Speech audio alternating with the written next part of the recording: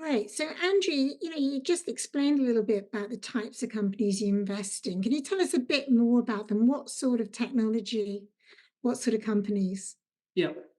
So we're looking at early stage companies in the UK. They've often originated out of the top universities. They're often combining one or more advanced technologies to try and tackle some of the world's biggest challenges that we're facing right now.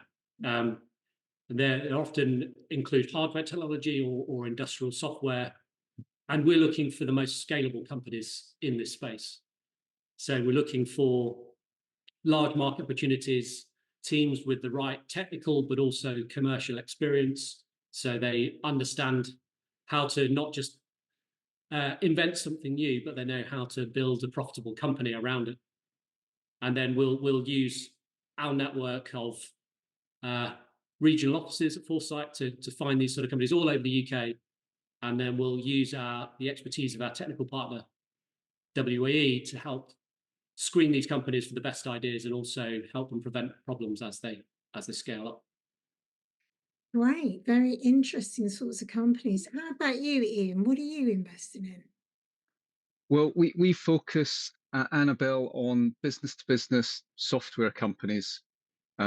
So one of the reasons for that is that we've looked at the amount of M&A that goes on in smaller companies in the UK, and there's a lot more activity in terms of exits for B2B companies than for consumer ended companies. And obviously, of course, when we invest ultimately long term, we are aiming that the business can exit sometimes to an IPO, but realistically, more often it will be to another larger business, and that's where we see the most activity.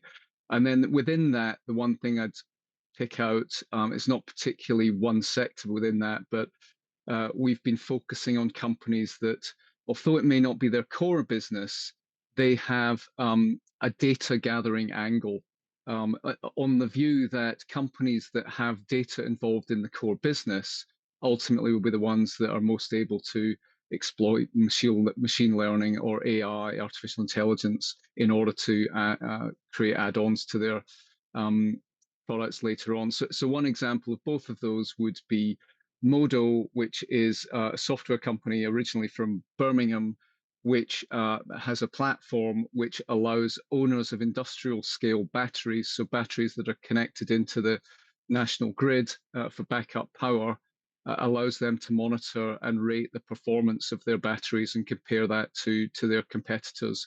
So they've got an essential product for their business customers, but they also are on top of all the data in the sector, which long term will create new opportunities, we think. Well, that does make a lot of sense, that data gathering. Data is, that kind of so fundamental. And, you think how you can use technology with that. That really sounds very interesting, Ian. Nick, what types of companies are you investing in? So we invest in technology-enabled businesses, but then across a wide set of sectors. And we are very much focusing on broadening out that diversification, so that we minimise the risks of whatever the world might throw at us next that would affect one sector. But equally, getting exposure to the sectors that are going to do very well. We always want to see evidence that the company is succeeding, that they've established the basics, they're able to sell, that customers want their product, and then our money is used to help scale it up to grow it further. But as I say, fundamentally, it's about companies with that element in there.